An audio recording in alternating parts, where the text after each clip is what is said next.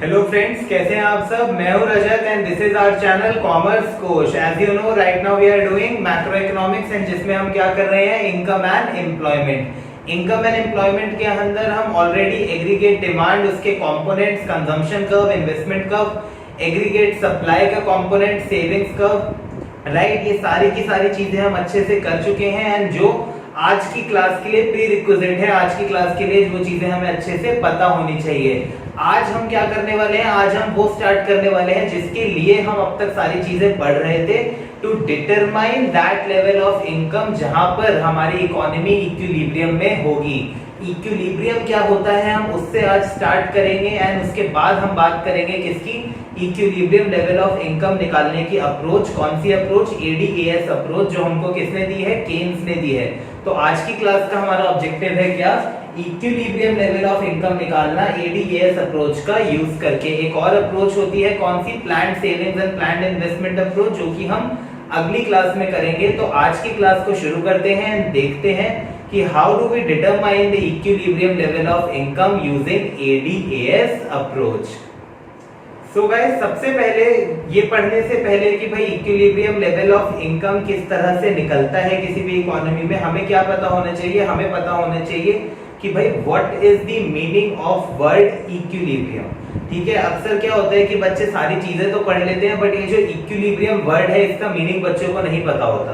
तो अब इक्विलिब्रियम का मतलब क्या होता है, तो गाइस इक्विलिब्रियम का मतलब होता है, एंड हाँ मैं चाहूंगा कि भाई जिन जिन को इक्विलिब्रियम का मतलब पता है, just the meaning of word equilibrium. I am not asking you about the how we find out the equilibrium level of income और something like that. I am just asking कि भाई अगर किसी को भी इक्विलिब्रियम का मीनिंग पता है तो कमेंट बॉक्स में लिखिए, जिससे मुझे पता लग पाए कि भाई आप लोग कितना डीपली चीजों को पढ़ते हैं, राइट। तो इक्विलिब्रियम का क्या मतलब होता है गाइस, इक्विलिब्रियम का मतलब होता है एक ऐसी सिचुएशन जब दो ऑपोजिट फोर्सेस बिल्कुल बैलेंस हो, राइट। ठीक है, दो ऐसी चीजें जो एक दूसरे से बिल्कुल अलग हैं, राइट, और वो दोनों जब बैलेंस होती हैं उसको हम क्या बोलते हैं, हम बोलते हैं that is equilibrium. 11th class में माइक्रो इकोनॉमिक्स के अंदर आपने करा था इक्विलिब्रियम वर्ड, ठीक है। तब आपने बात करी थी क्या है कि equilibrium is the situation when market demand and market supply is equal, right. तो market demand and market supply दोनों बिल्कुल ऑपोजिट चीजें हैं, दोनों बिल्कुल अलग चीजें हैं। जब वो दोनों इक्वल होती हैं उसको हम क्या बोलते हैं, दैट इज इक्विलिब्रियम। ओके, तो अब coming on to equilibrium level of national income and equilibrium level of income. तो एक इकोनॉमिस्ट थे जिनके बारे में मैं पहले भी बात कर चुका हूं, राइट, एंड अगेन मैं दोबारा से बता रहा हूं, बहुत बड़े इकोनॉमिस्ट थे जिनका नाम था क्या, जॉन मेनार्ड केन्स। तो जॉन मेनार्ड केन्स ने हम लोगों को बताया था कि किसी भी कंट्री के अंदर इक्विलिब्रियम लेवल ऑफ इनकम कब और कैसे अटेन होता है। तो अब जॉन मेनार्ड केन्स ने हमें क्या बताया था, उसको हम जानते हैं केनेजियन थ्योरी के नाम से। उसको हम किस नाम से जानते हैं, केनेजियन थ्योरी। अब केनेजियन थ्योरी के अकॉर्डिंग, जॉन मेनार्ड केन्स के according equilibrium level of income attain होता है गाइस कब, जब एग्रीगेट डिमांड इक्वल होती है किसके, total output produced in the economy. अब सबसे पहले हमें पता होना चाहिए एग्रीगेट डिमांड क्या होता है, एंड अगर आप लोगों को नहीं पता एग्रीगेट डिमांड क्या होता है तो इसका मतलब you need to watch the videos that I made earlier, जिसके अंदर मैंने डिटेल में बात करी है एग्रीगेट डिमांड की, जो आपको पता होना चाहिए, एंड उसके कंपोनेंट्स की, वो भी आपको आज की क्लास के लिए पता होने चाहिए, राइट। तो केन्स का कहना था जब एग्रीगेट डिमांड टोटल आउटपुट जो इकोनॉमी में प्रोड्यूस हुआ है उसके इक्वल होगा, तब हमारी कंट्री में equilibrium level of income attain हो जाएगा। अब total output produced in the economy क्या होता है, total output produced in the economy guys मैं ये कह सकता हूं कि भाई total output produced in the economy मतलब हमारी कंट्री में जो भी प्रोड्यूस हुआ उन गुड्स और सर्विसेज की वैल्यू। अब आपके दिमाग में क्वेश्चन आएगा मनी वैल्यू या मार्केट वैल्यू। अब मनी वैल्यू या मार्केट वैल्यू क्वेश्चन अगर आपके दिमाग में आ रहा है तो इसका मतलब अगेन आपने मेरी इनकम एंड एम्प्लॉयमेंट की फर्स्ट क्लास नहीं देखी है, जिसमें मैंने बताया था कि क्योंकि हम अभी छोटे बच्चे हैं, क्योंकि हमने अभी पहली बार इतनी बड़ी बड़ी चीजें पढ़ रहे हैं, तो हम पढ़ रहे हैं कौन सी इकोनॉमी, हम पढ़ रहे हैं एक two sector economy. Two sector economy वो जिसमें हाउस होल्ड की आइडेंटिटी है और फर्म की आइडेंटिटी है, गवर्नमेंट और फॉरेन सेक्टर की कोई आइडेंटिटी नहीं है। मनी वैल्यू से मार्केट वैल्यू पर जाने के लिए जैसा हमने नेशनल इनकम में भी पढ़ा था, क्या आता है नेट इनडायरेक्ट टैक्सेस जो हम गवर्नमेंट को पे करते हैं। अब जब गवर्नमेंट की कोई आइडेंटिटी ही नहीं है तो नेट इनडायरेक्ट टैक्सेस लेने वाला कोई नहीं है। नेट इनडायरेक्ट टैक्सेस लेने वाला कोई नहीं है, इसका मतलब हम मनी वैल्यू और मार्केट वैल्यू में कोई डिफरेंस नहीं है। तो हम ये कह सकते हैं total output produced in the economy is nothing but the money value of all the goods and services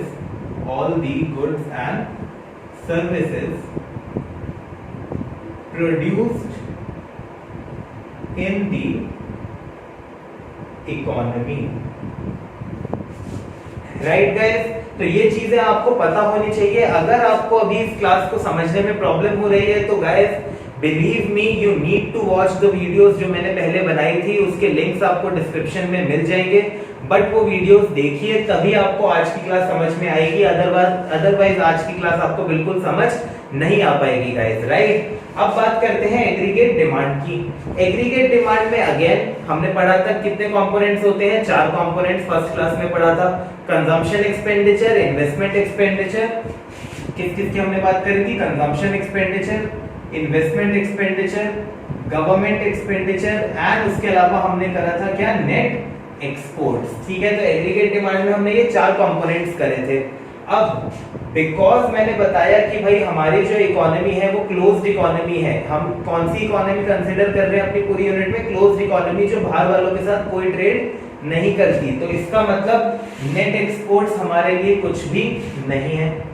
right, उसके बाद क्योंकि हम बात कर रहे हैं अपनी पूरी यूनिट में 2 सेक्टर इकोनॉमी की, तो जैसा कि मैंने अभी भी बताया था 2 सेक्टर इकोनॉमी के अंदर we just talk about households and the firms and we don't talk about government.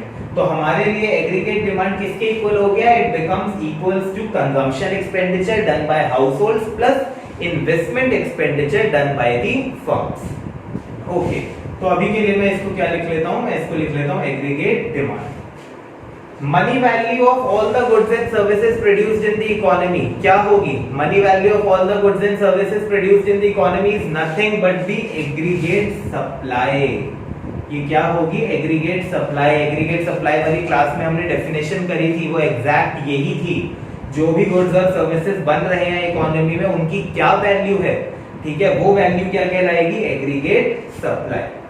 और इसी वजह से जो केन्स ने हमको चीज बताई, ठीक है, केन्स की थ्योरी से जो हमको पता लगा, इस वजह से हम इस अप्रोच को क्या बोलते हैं, एडीएएस अप्रोच। ठीक है गाइस, तो हमें अच्छे से चीजों को समझना है, सिर्फ रटना नहीं है, रटेंगे तो हमें एग्जाम तक रटते ही रह जाएंगे और अपने दिमाग में बेफालतू में इतनी सारी चीजें भर लेंगे जिनको हमें एक्चुअली में हम बहुत आसानी से समझ सकते हैं। राइट गाइस, ओके, तो जैसा कि अभी मैंने आपको बताया AD is nothing but C plus I. अच्छा, जब हमने इन्वेस्टमेंट करी थी तो हमने 2 इन्वेस्टमेंट करी थी, एक ऑटोनॉमस इन्वेस्टमेंट और एक induced investment. Third class income and employment की थी, उसमें हमने ये चीजें करी थी।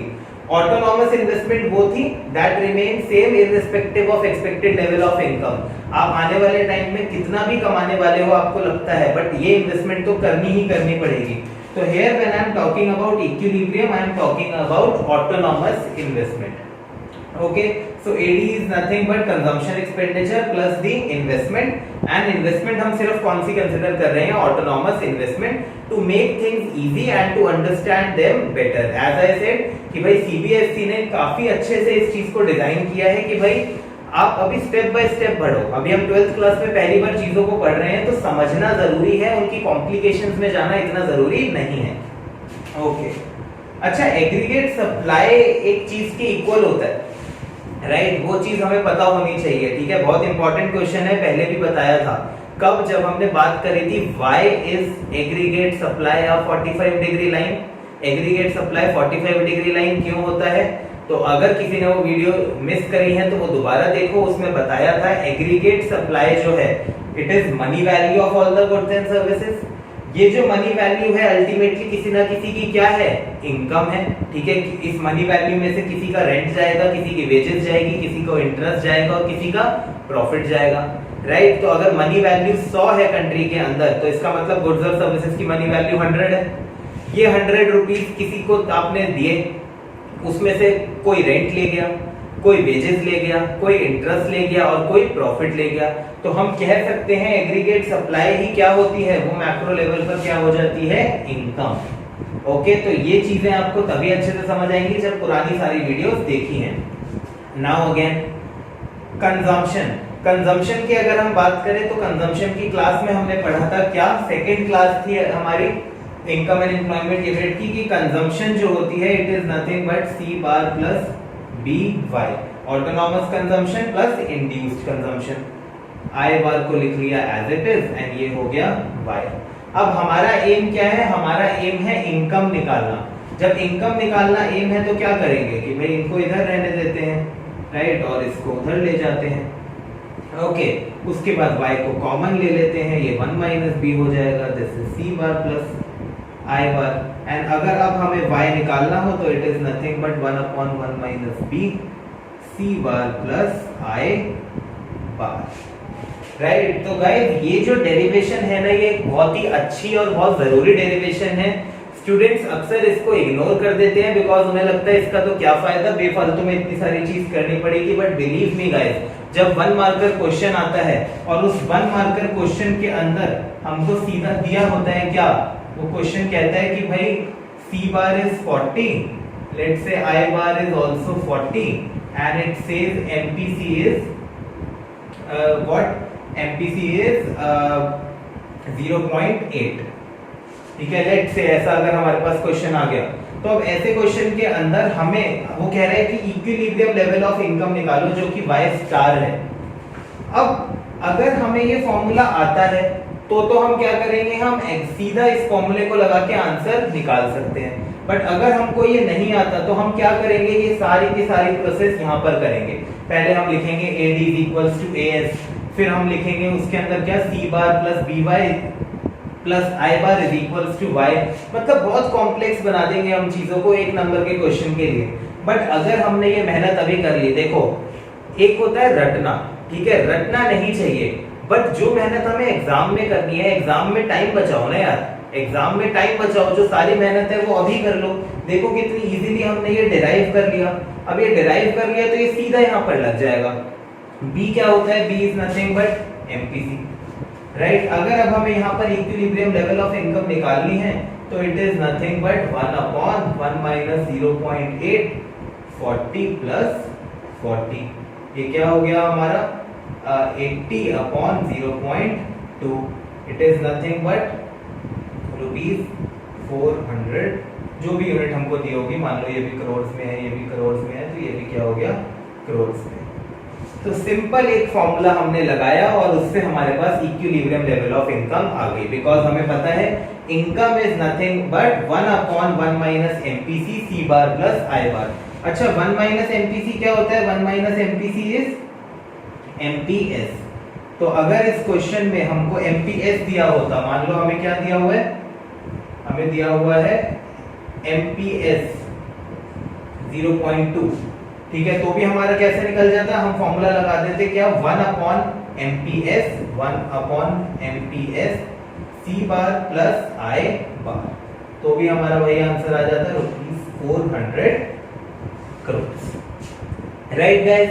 तो ये जो फॉर्मूला है कि बहुत ही इंपॉर्टेंट फॉर्मूला है मेरे अकॉर्डिंग। आप कहने को तो ये एक नंबर के क्वेश्चन में काम आता है, बट जब एक नंबर के क्वेश्चन में हम टाइम बचाते हैं ना, तो वो हमें फिर 5 और 6 मार्क के क्वेश्चन में वो टाइम काम आ जाता है, राइट। तो ये याद रखना है हमको कि भाई किस तरह से एडीएस अप्रोच से हम इक्विलिब्रियम लेवल ऑफ इनकम निकाल सकते हैं। ओके, तो ये तो थी इसकी अलजेब्रिक डेफिनेशन। अब बात करते हैं हम इसकी एक हाइपोथेटिकल एग्जांपल लेके इसको किस तरह से हम निकाल सकते हैं। Alright guys, so now guys let's look at one example. यहाँ पर हमने क्या एग्जांपल लिया है, हमने कहा है कि मान लो कि एक इकोनॉमी है जिसका कंजम्पशन फंक्शन है क्या, 40 प्लस 0.85, मतलब ऑटोनॉमस कंजम्पशन है 40 करोड़ एंड 0.8 क्या है, 0.8 है एमपीसी, मतलब that part of increased income जो ये इकोनॉमी खर्च कर देती है। ऑटोनॉमस इन्वेस्टमेंट हमने ले ली है कितनी रुपीस, 40 करोड़, और इक्विलिब्रियम लेवल ऑफ इनकम को हमने किससे डिनोट किया है, वाई स्टार से, जो हमको निकालना है।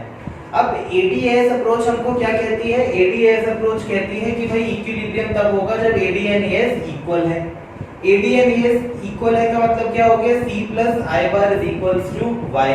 अभी हमने करा था एक फॉर्मूला, अगर आप उस फॉर्मूले को भी यहाँ पर लगाओगे तो देखो उस फॉर्मूले को लगा के आपके पास क्या आंसर आ रहा है, एंड उस आंसर को देन आपको मैच करना है अब जब मैं कर रहा हूँ उस तरह से, ठीक है। And you will find out कि भाई दोनों ही तरह से आंसर एकदम सेम आता है। ओके, तो अब यहाँ पर वो क्या कह रहा है? c plus I bar is equals to y।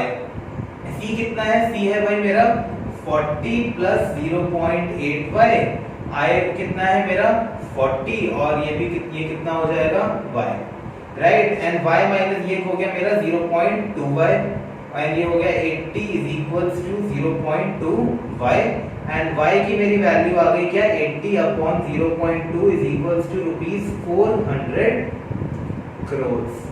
ये आ गई मेरी क्या? इनकम, जब मेरे को ये सारी इंफॉर्मेशन गिवन है। तो मेरा इक्विलिब्रियम लेवल ऑफ इनकम भी क्या हो गया? वो हो गया 400 करोड़। एंड गाइस मैंने क्या फॉर्मूला बताया था आपको? 1/1 minus B C bar plus I बार। वो लगा के देखो, 1/1 माइनस बी, जल्दी से अपनी नोटबुक्स में करनी है ये चीजें। 1/1 माइनस बी मतलब 1/1 minus 0.8, that is 1/0.2। C bar plus I bar, C bar 40, I bar 40, ठीक है। C bar 40, I bar 40, that is 40 plus 40 80। तो 80 अपॉन 0.2, देखो यहाँ पर भी वही आया है 40 करोड़। तो ये ना करके अगर हम सीधा फॉर्म, ये सब कुछ ये देख रहे हो, अगर एग्जाम में क्वेश्चन आता है तो ये सब कुछ हम स्किप करके सीधा यहाँ पर फॉर्मूला लगा सकते हैं। कौन सा? 1/1 minus B C bar plus I bar. Okay, तो चलो अब ये तो हमें कह रहा है कि भाई अगर ये सिचुएशन है, अगर ये सारी चीजें गिवन है, तो हमारी इक्विलिब्रियम लेवल ऑफ इनकम होनी चाहिए 400 करोड़। अब हम कैसे मान लें? ठीक है सर, आपने फॉर्मूला बता दिया, हमें कैसे वेरीफाई होगा एक्चुअली में 400 करोड़ पे ये जो देश है इसकी इक्विलिब्रियम लेवल इनकम होगी? कैसे प्रूफ करें कि 400 करोड़ के ऊपर एग्रीगेट डिमांड और एग्रीगेट सप्लाई एक्चुअली में इक्वल हो रहा है? तो हमने यहाँ पर एक शेड्यूल बनाया है। उस शेड्यूल में हमने इनकम ले ली 0 से लेकर 600 तक, ठीक है। 0, 100, 200, 300, 400, 500, 600। ओके, हर इनकम लेवल पर हम कंजम्पशन निकाल सकते हैं गाइस। कैसे? यहाँ पर इनकम, यहाँ पर 0 डालेंगे कंजम्पशन आ जाएगा, फिर यहाँ पर 100 डालेंगे फिर कंजम्पशन आ जाएगा, 200 डालेंगे फिर कंजम्पशन आ जाएगा। तो हर लेवल के ऊपर हम कंजम्पशन को निकाल सकते हैं, ठीक है। हर लेवल पर हमने कंजम्पशन निकाल ली, क्या आ गई? 40, 120, 200। ये 80 से क्यों बढ़ रही है? बिकॉज हम इंक्रीज इनकम का 80% खर्च कर रहे हैं। इनकम बढ़ी 100 से, कितना परसेंट खर्च करेंगे उसका? 80%। 40 प्लस 80 दैट इज 120। इनकम बढ़ रही है 100 से, कितना खर्च करेंगे उसका? 80%, दैट इज 80। 120 पहले से कर रहे थे, 120 प्लस 80 200, राइट। इसी तरह से कंजम्पशन हमने सारी निकाल दी। सेविंग्स की अगर हम बात करें, सेविंग्स क्या होती है? सेविंग्स होती है इनकम माइनस कंजम्पशन। इनकम पे से कंजम्पशन हटा दी तो सेविंग्स आ गई। At zero level of income 40 रुपए का खर्चा कर रहा है, मतलब कहां से निकाल रहा है? ये 40 रुपए सेविंग में से निकाल रहा है। तो इसका मतलब उस टाइम 40 रुपए उसकी सेविंग्स नेगेटिव हो रही है। 0 माइनस 40 इज माइनस 40। 100 की इनकम है, 120 का खर्चा है, मतलब जो 20 रुपए है वो कहां से निकाल रहा है? वो पुरानी सेविंग से निकाल रहा है, तो माइनस 20। 200 की इनकम है, 200 की कंजम्पशन है, सेविंग कितनी हो गई? 0 हो गई। फिर 300 माइनस 280 20। इस तरह से हमने सारी की सारी सेविंग्स निकाल ली।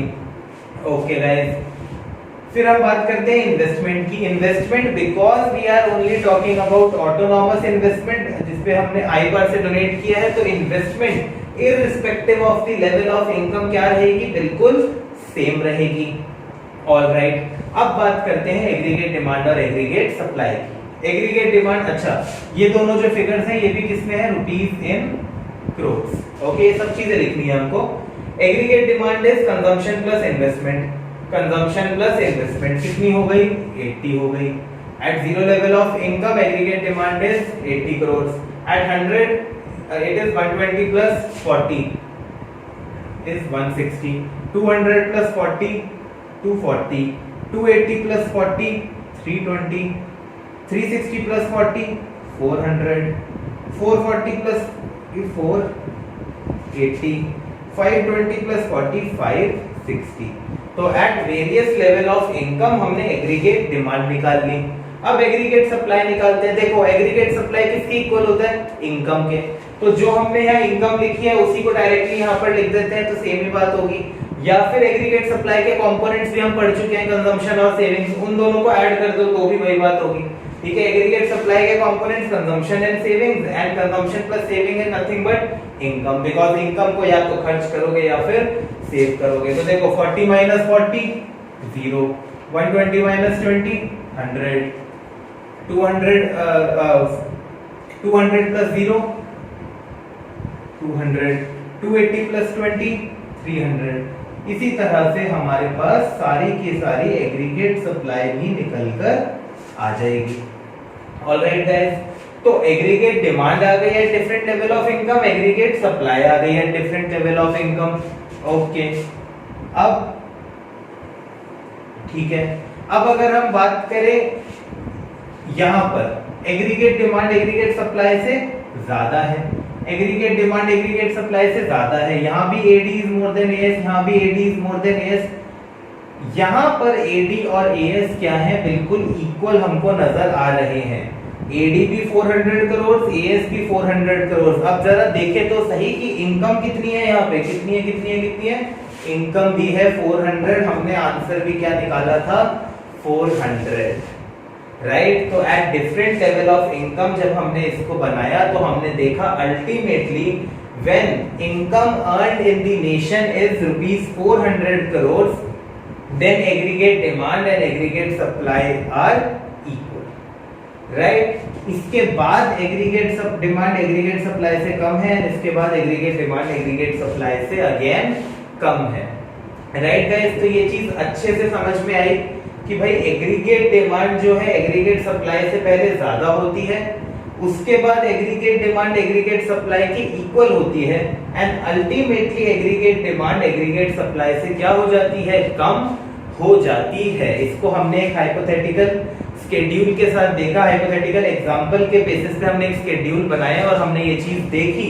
कि when aggregate demand and aggregate supply equal है उस टाइम पर हमारी equilibrium level of income attain हो जाती है। तो इस स्केड्यूल के according equilibrium level of income आई 400 crore.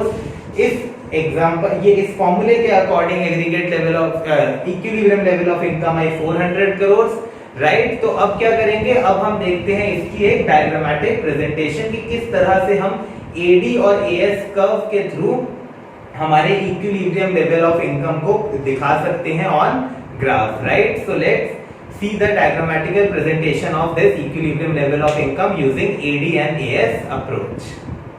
So now guys, graph पर प्लॉट करना इस अप्रोच को बहुत ही आसान है अगर आपने पहले इंडिविजुअली सारी चीजों को ग्राफ पे प्लॉट करना सीखा हुआ है, एंड वो आपने नहीं सीखा हुआ अगर तो आपको अगेन पुरानी वीडियोस को देखना पड़ेगा। पुरानी वीडियोस के अंदर हमने एग्रीगेट डिमांड के दोनों कंपोनेंट्स की अलग से क्लास करी थी, कंजम्पशन की एक अलग क्लास करी थी जिसमें हमने कंजम्पशन कर्व बनाना सीखा था, एंड इन्वेस्टमेंट की हमने अलग क्लास करी थी जिसमें हमने ऑटोनॉमस इन्वेस्टमेंट बनाना सीखा था। देन हमने एग्रीगेट सप्लाई की एक क्लास करी थी जिसमें हमने सीखा था कि एग्रीगेट सप्लाई किस तरह से बनाते हैं एंड किस तरह वो इनकम के इक्वल होता है। तो आज की इस क्लास के अंदर डायग्रामेटिक प्रेजेंटेशन में हमें कोई अलग से कोई बहुत बड़ी चीज नहीं करनी, उन सब चीजों को बस एक ग्राफ पर बनाना है, राइट। तो एग्रीगेट डिमांड के दो कंपोनेंट्स थे क्या, ऑटोनॉमस इन्वेस्टमेंट और कंजम्पशन। तो अगर मैं ऑटोनॉमस इन्वेस्टमेंट की बात करूं तो लेट्स से मेरी ऑटोनॉमस इन्वेस्टमेंट ये हॉरिजॉन्टल लाइन है जो मैंने यहाँ पर बनाई है। तो ये हॉरिजॉन्टल लाइन क्यों है, बिकॉज इनकम कुछ भी हो ये उतनी की उतनी ही रहेगी। तो ये हो गई मेरी autonomous investment which is nothing but the total investment because induced investment हमारी कुछ भी नहीं है। ये वाला जो हमारा पॉइंट है C बार वाला, ये है मेरा क्या, ऑटोनॉमस कंजम्पशन। अभी जो हमने न्यूमेरिकल करा उसके अंदर भी हमने देखा था ना कि भाई इनकम 0 है तो भी 40 करोड़ का खर्चा तो इकोनॉमी में हो ही रहा है, तो ये वो 40 करोड़ है मान लो। एंड उसके बाद हमने देखा था जैसे जैसे इनकम बढ़ती जा रही थी वैसे वैसे हमारी कंजम्पशन बढ़ती जा रही थी। पहले हमारी 40 थी, फिर 120 हो गई, 200 हो गई, 280 हो गई, देखो अपने स्केड्यूल में इसी तरह से बढ़ती जा रही है, राइट। तो इनकम के साथ साथ कंजम्पशन बढ़ती जा रही थी, इसलिए ये हमारी कैसी लाइन हो गई, ये हो गई हमारी upward sloping from left to right. Okay, तो ये भी हमने डॉटेड, ये हमने डॉटेड इसलिए बनाई है बिकॉज हमारा मेन एम है AD और AS को प्लॉट करना। बाकी चीजें हम एक तरह से हेल्प की तरह यूज कर रहे हैं एडी एंड एएस को बनाने के लिए। ओके, अब एग्रीगेट डिमांड किस तरह से बनाते हैं ये भी हम बात कर चुके हैं। कैसे? कंजम्पशन प्लस इन्वेस्टमेंट, ये कंजम्पशन है एंड ये जो है गैप, ये जो गैप है ये क्या है? इन्वेस्टमेंट है।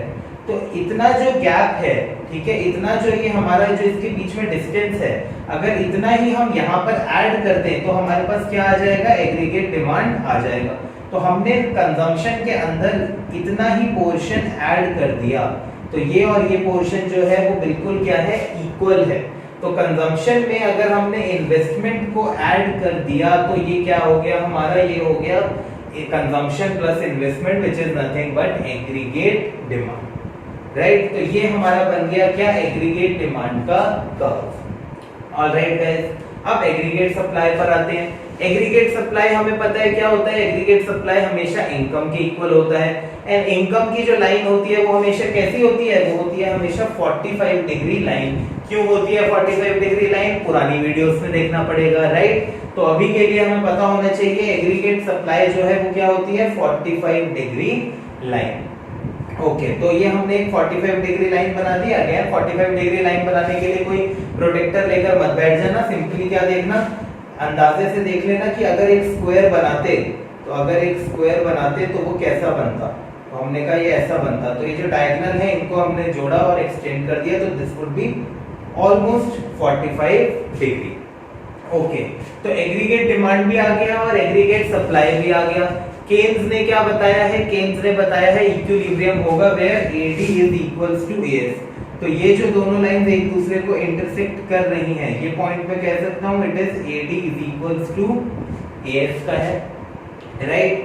अच्छा, AD इक्वल टू AS से पहले हमारे स्केड्यूल में देखना हमने क्या करा था? AD was greater than AS। तो यहां पर भी देखो, इस पॉइंट से पहले ये AD है, ये AS है, इसका मतलब इस पॉइंट से पहले क्या हो रहा है? इस पॉइंट से पहले AD is more then AS, right? इस पॉइंट के बाद जब हमारा इक्विलिब्रियम लेवल देखो किसके अंदर? स्केड्यूल में 400 करोड़ है। 400 करोड़ के बाद जो हमारा एक पॉइंट है, मतलब इक्विलिब्रियम के बाद क्या है? AS is more then AD। तब हमारा क्या है? AS is more then AD। पहले AD AS से ज्यादा है, फिर AD AS के इक्वल है, फिर AD AS से कम है, राइट? तो this is the point of equilibrium where our country attains equilibrium level of income when aggregate demand and aggregate supply दोनों क्या है? दोनों equal है, right? बट अभी हमारा क्वेश्चन ये पूरा नहीं हो जाता, अभी कंसेप्ट पूरा नहीं हो जाता। क्यों? बिकॉज ये तो पता लग गया कि equilibrium will be attained when aggregate demand is equals to aggregate supply, but what if, तब क्या होगा जब एग्रीगेट डिमांड एग्रीगेट सप्लाई से ज्यादा है? अभी जो हमने क्वेश्चन करा उसके अंदर हमने देखा स्टार्टिंग में एग्रीगेट डिमांड एग्रीगेट सप्लाई से ज्यादा है, राइट? तो भाई ऐसा क्या होगा, ऐसा क्या इकोनॉमी में चीजें होंगी जिस वजह से अल्टीमेटली इक्विलिब्रियम वाली पोजीशन आ जाएगी, राइट? तो ये बहुत इंपॉर्टेंट चीज है, अब ध्यान से देखना है, सबसे इंपॉर्टेंट पार्ट है ये। Aggregate demand is more then aggregate supply, इसका मतलब क्या होगा? एग्रीगेट डिमांड इज जो लोग खर्चा करने के लिए तैयार है, राइट? इसका मतलब willingness of households and firms to spend, right? मैं कह सकता हूं एडी में हम बात कर रहे हैं हाउस होल्ड और फर्म्स की, तो उनकी जो विलिंगनेस है हाउस होल्ड और फर्म्स की to spend on goods and services जो इकोनॉमी में प्रोड्यूस हुए हैं, ठीक है, इट इज मोर देन, वो ज्यादा है किससे? एग्रीगेट सप्लाई से। एग्रीगेट सप्लाई क्या होता है? जो प्रोड्यूसर विलिंग है बनाने के लिए, तो कहना है इसे कि it is more than the willingness of producers, ठीक है, प्रोड्यूसर्स भी कौन है? फर्म्स ही हैं। Willingness of producers to produce more output, right? वो ज्यादा है किससे? उस विलिंगनेस से जो प्रोड्यूसर जिससे आउटपुट को बनाना चाहते हैं। फिर से देखो, एग्रीगेट डिमांड एग्रीगेट सप्लाई से ज्यादा है, मतलब जो लोग खर्चा करना चाह रहे हैं गुड्स और सर्विसेज पे वो ज्यादा है, एंड जो प्रोड्यूसर्स ने की विलिंगनेस है बनाने की वो क्या है, कम है, राइट। सो और विलिंगनेस भी क्या बोलेंगे हम इसको, कह देंगे जो प्रोड्यूसर्स एक्चुअली में बना रहे हैं, ऑलराइट। इसका मतलब मैं ये कह सकता हूं कि भाई एक्चुअल इन्वेंट्री जो है अभी, actual inventory is less than the desired inventory. कह सकता हूं मैं ये बात कि भाई इस टाइम पर गोडाउन में जो स्टॉक रखा हुआ है उससे कहीं ज्यादा स्टॉक की जरूरत है। डिजायर्ड इन्वेंट्री जो जरूरत है, एक्चुअल इन्वेंट्री जो अभी है, तो अभी जो माल पड़ा है गोडाउन में वो कम है और जो हमें चाहिए वो ज्यादा है, ठीक है। अब और माल कहां से आएगा, और माल आएगा और प्रोडक्शन करके। इसका मतलब प्रोड्यूसर्स क्या करेंगे, producers will increase the production. Producers को क्या करना पड़ेगा, प्रोडक्शन इंक्रीज करनी पड़ेगी। अच्छा, प्रोडक्शन अगर इंक्रीज होगी तो प्रोडक्शन इंक्रीज होगी तो क्या होगा, लोगों को नौकरियां भी ज्यादा मिलेगी। तो हम कह सकते हैं कि भाई एम्प्लॉयमेंट विल इंक्रीज। अच्छा, अगर एम्प्लॉयमेंट बढ़ेगी तो हम ये कह सकते हैं कि भाई लोग पैसा ज्यादा कमाएंगे, तो हम ये कह सकते हैं कि भाई इनकम विल इंक्रीज,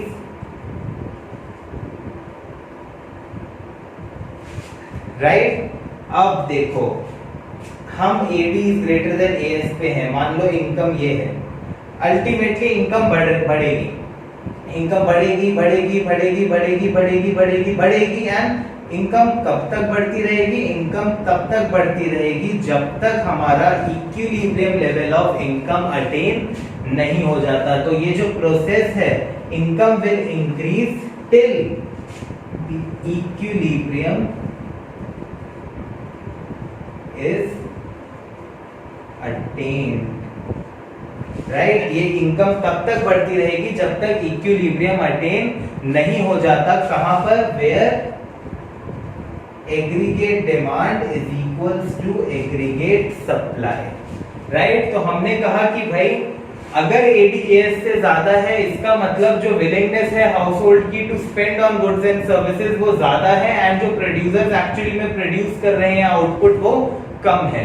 अब इस वजह से उनको क्या करना पड़ेगा, इनको देखना पड़ेगा कि क्या इनकी इन्वेंट्री पूरी है, बट वो ऑब्वियसली नहीं होगी। क्यों, इनको तो ये लग रहा था कि भाई हम उतना बनाए ना सामान, लोग बैठे हैं कह रहे हैं हमें तो भैया खर्चा करना है।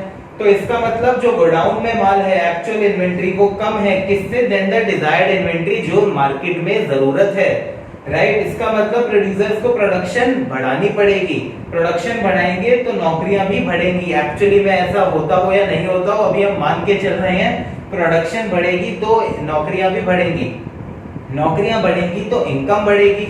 और ये इनकम कब तक बढ़ेगी, ये इनकम तब तक बढ़ेगी जब तक एग्रीगेट डिमांड किसके इक्वल नहीं हो जाता, एग्रीगेट सप्लाई के, और इक्विलिब्रियम अटेन हम नहीं कर लेते, राइट गाइस। तो ये बहुत ही इंपॉर्टेंट क्वेश्चन है अपने आप में। ये जो मैंने यहाँ पे लिखा है ना, यही एक क्वेश्चन बन के आ सकता है 3 मार्क्स का एग्जाम के अंदर, कि भाई how the process of equilibrium will be attained if economy is currently in disequilibrium। अभी इकोनॉमी डिसइक्विलिब्रियम में है, मतलब जो ऑपोजिट फोर्सेस हैं वो बैलेंस नहीं है। बैलेंस नहीं है तो मतलब या तो ADAS से ज्यादा है या ADAS से कम है। तो बताओ इक्विलिब्रियम कैसे अटेन होगा, तो हमने कहा लो भाई बता दिया इक्विलिब्रियम कैसे अटेन होगा। अच्छा, दूसरी सिचुएशन भी ले लेते हैं। दूसरी सिचुएशन क्या है हमारी, when AD is less than AS, मतलब जो विलिंगनेस है हाउस होल्ड की स्पेंड करने की वो क्या है, वो कम है, और जो एक्चुअली में वो बना के बैठे हुए हैं वो क्या है, वो ज्यादा है। अब इसका मतलब एक्चुअल इन्वेंट्री जो है गोडाउन में वो ज्यादा है, और जो डिजायर्ड इन्वेंट्री है जो एक्चुअली में चाहिए वो कम है, क्योंकि लोग तो कम खरीदना चाह रहे हैं। इसका मतलब प्रोड्यूसर्स क्या करेंगे, अपनी प्रोडक्शन को रोक देंगे। वो कहेंगे भैया जो माल अभी पड़ा है गोडाउन में वही नहीं बिका, और माल क्यों बना रहे हो। तो producers will decrease the production. अच्छा, प्रोडक्शन डिक्रीज कर दी, ठीक है, प्रोडक्शन जो हो रही थी वो रोक दी।